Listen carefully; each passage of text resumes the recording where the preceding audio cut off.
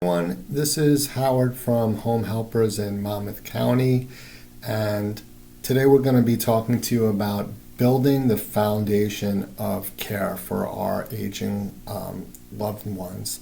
And this is a really important topic because as our loved ones age, we need to have a plan in place as things progress and when things are appropriate to start to implement. So what I would like to do for you today is kind of lay out a few things to think about in that plan and in that foundation of care.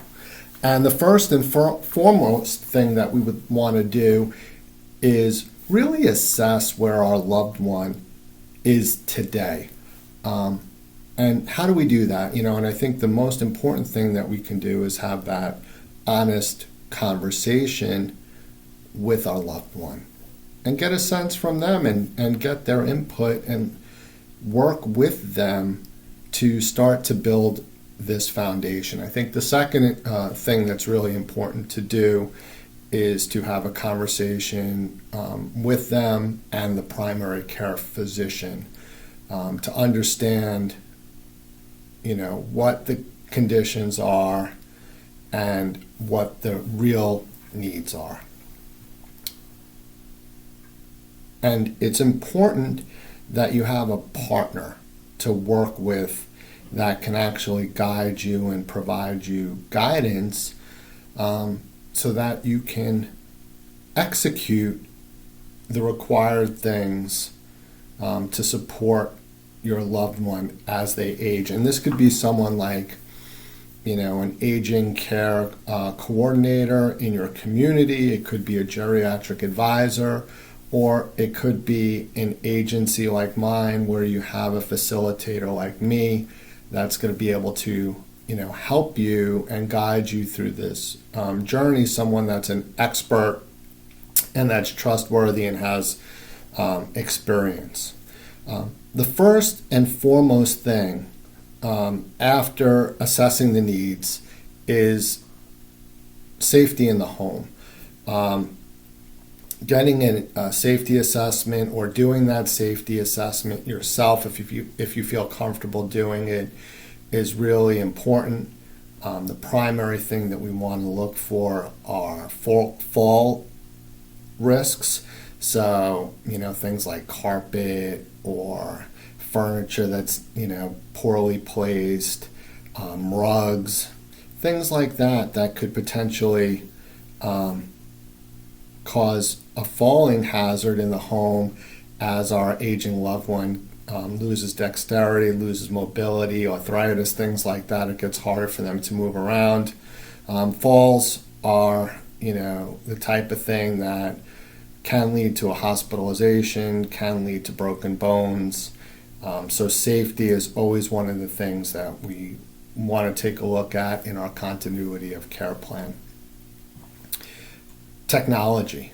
And technology is something that we need to use because our, as, children of an aging loved one or friends or whoever that caregiver is, we have a certain amount of time that we can donate, to ensuring that our loved one is being taken care of while at the same time taking care of all of our responsibilities, whether it's working, our own families. So we have to be really efficient. And one of the best ways that we can do that is with the use of technology. And I think that on the top of my list, one of the things that, I always talk about is a medication dispenser.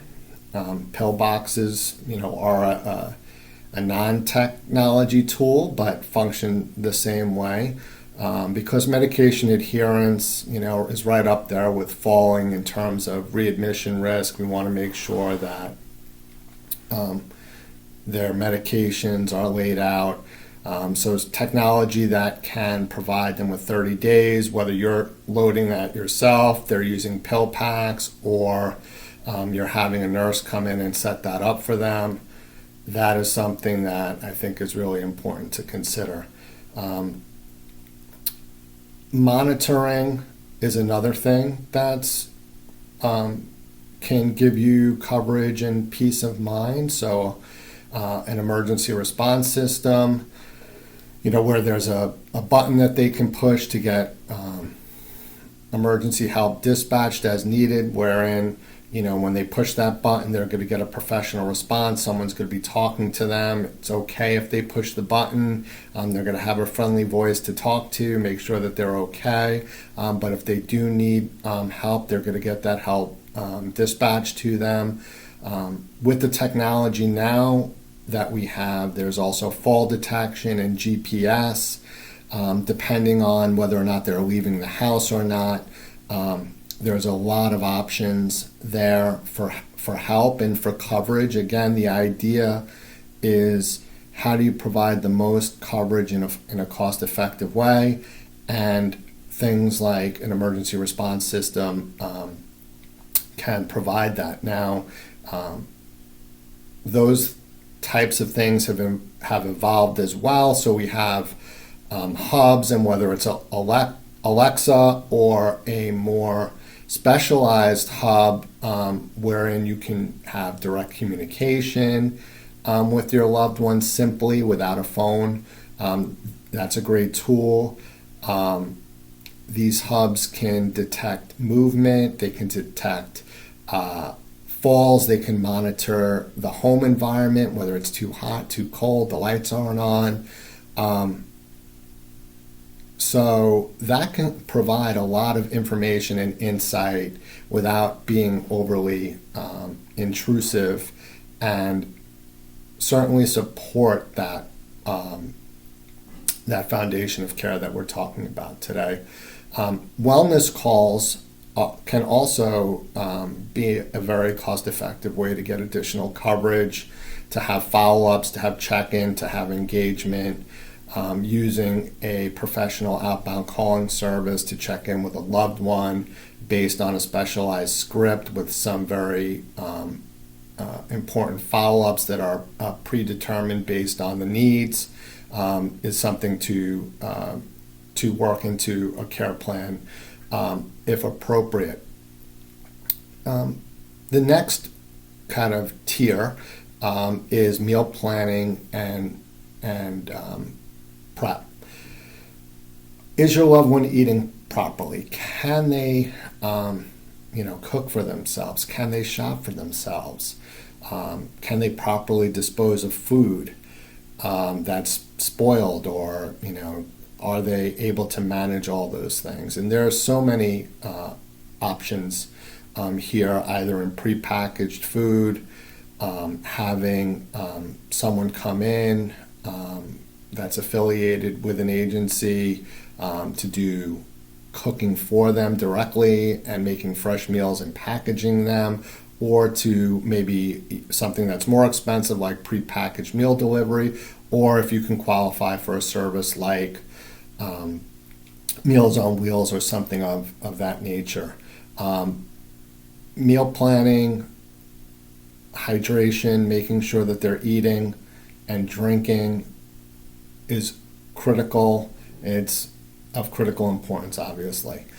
Then we get into if the needs are greater and they actually need someone in the home, and that really starts with companion care. So, and companion care could be something as simple as a one visit a week, 3 hours, just to be a friend, to engage them, to play some games, to talk.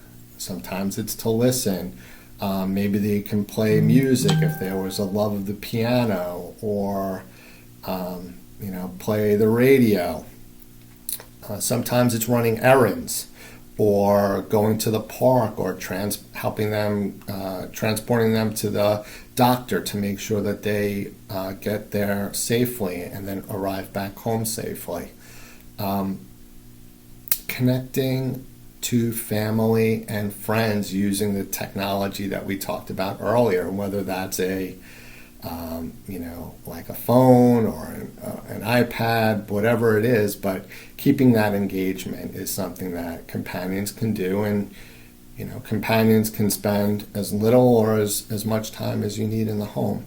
If it's more serious, we obviously can, if there are ambulatory issues or more serious attention, non-medical attention is needed, you can get personal care, whether that's bathing and hygiene, bathrooming, any mobility issues, so transferring if they're limited in their movement, or something broader and more hands-on like a 24-hour service. These are all things that you need to have in your kind of plan when you start thinking about what the needs are of a loved one and working within their budget. I'd like to thank you for your time today. If you found this information useful, by all means, please feel free to subscribe to this channel. We thank you for that. And if you have any questions, you can always give us a call at 908-975-0400 or reach out to us via the website. Have a great day.